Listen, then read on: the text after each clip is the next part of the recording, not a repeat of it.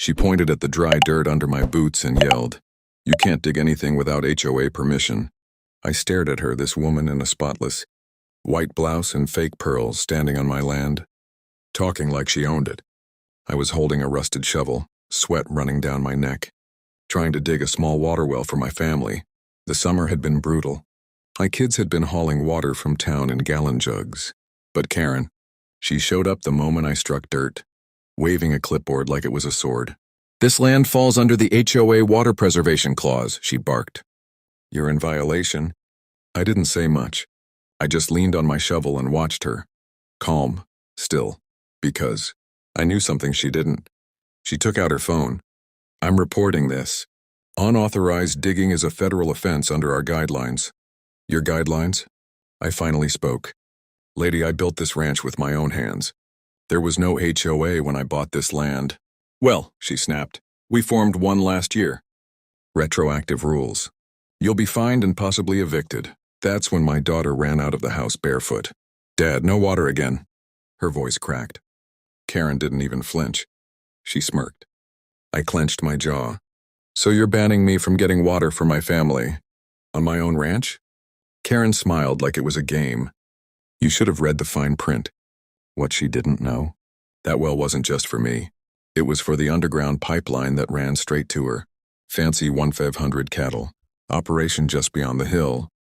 And if she wanted to play dirty, she had no idea what she just started. The next morning I was up before sunrise. Karen thought she'd won, thought her little HOA rules could stop a man from watering his land. But I wasn't done, not even close. I stood at the old pump station near the east fence line. Most folks didn't even know what it was. Looked like a pile of rusted metal buried in weeds. But decades ago, this ranch used to run water down to 3 properties, including what was now Karen's massive cattle land. She had no idea her entire water supply still depended on my buried infrastructure. I popped open the valve cover, turned a few crusty knobs, and heard it click. The water pressure hissed, then died. Pipes groaned in the distance. I shut the line down completely. Just like that, 1,500 cattle had no water. Back at the house, my phone buzzed like a hornet's nest. First a text. "Urgent, livestock water pressure at 0, investigating." Then another. "If this is you, you'll be reported for environmental sabotage." And then Karen herself came flying down the gravel road in her luxury SUV, tires spitting dust. She jumped out before it even stopped. "What did you do?" "The water's gone. My cattle, my business." I didn't say a word, just pointed at the no trespassing sign on my gate. She stomped up, face red. "This is criminal. I'll call the water board, the HOA, the state if I have to." I leaned against my fence, cool as ever. "You said I couldn't dig for water. So I stopped all water activity. Show rules, right?" Her eyes widened. She finally started to connect the dots. "You're messing with infrastructure. This is beyond petty." She snapped. "I'm just following your guidelines," I said, keeping my voice flat. "No unauthorized digging. No private well use. No unpermitted water flow." Karen went silent for the first time. Then she stormed off, dialing her phone like she was calling the president. But here's the twist she didn't know. This land, this entire water system, it was registered under a legacy agreement, protected by state rancher rights, grandfathered in before the HOA ever existed. And I had the documents to prove it. She tried to use fake authority, but she just shut off her own lifeline. By noon, Karen had every authority she could think of crawling over my land. Except none of them had permission to step foot past the gate. 2 HOA board members in polo shirts stood awkwardly outside the fence. A guy with a clipboard from the county water department kept asking, "Do you have a minute to talk?" And behind them all, a deputy sheriff leaned on his truck, arms crossed, watching.